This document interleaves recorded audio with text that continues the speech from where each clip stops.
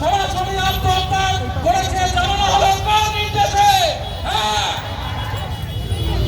Body তৈরি করে পোস্টমর্টমে পাঠানোর জন্য কেন আপ্রাণ চেষ্টা করেছে পুলিশ? জবাব তুলে। যে হাসপাতালে অমন ভয়ঙ্কর অপরাধ ঘটেছে সেখানে পোস্টমর্টম করার উদ্দেশ্য কি ছিল?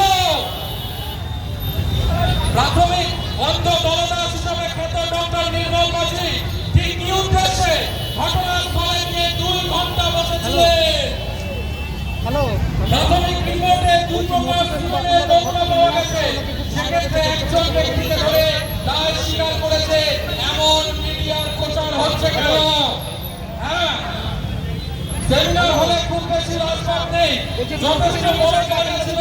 সেখানে একটা হেডফোনের আবিষ্কার করতে অপদার্থ পুলিশের 24 ঘন্টা লাগছে কেন?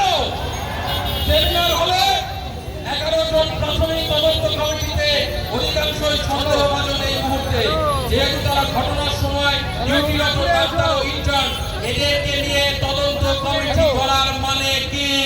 এই প্রশ্ন আমাদের রইল। আর এইটা যখন আপনাদের কাছে পৌঁছে গিয়েছে, এইটা যখন ছাপা হচ্ছে, তার আগে আমাদের কাছে খবর এসেছে সেমিনার হলের পাশের বাড়িটিকে প্রমাণ লোপাটের চেষ্টায় ভেঙে দেওয়া হচ্ছে। আমরা প্রশ্ন রাখতে চাই, এই সেমিনার হল যে ভেঙে দিচ্ছেন, আজকে যারা ক্ষমতা বলে সেমিনার হল ভেঙেছে, আমরা আপনাদের দুর্নীতির দুর্ঘট ভেঙে চারখান করে দেব। এই জন্য আজকে আমরা এই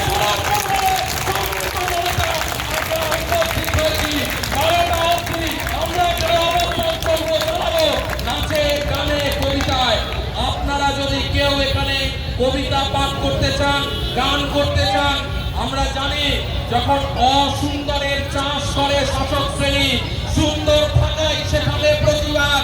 তাই আমরা কোনো বিশৃঙ্খল ভাবে কাজ করব না।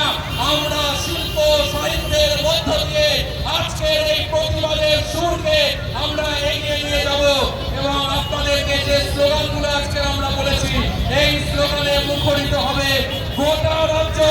আবার আপনাদেরকে আরো একবার ধন্যবাদ জানাচ্ছি এবং আমাদের সামনে এখন সঙ্গীত পরিবেশন করবেন সায়ন মণ্ডল।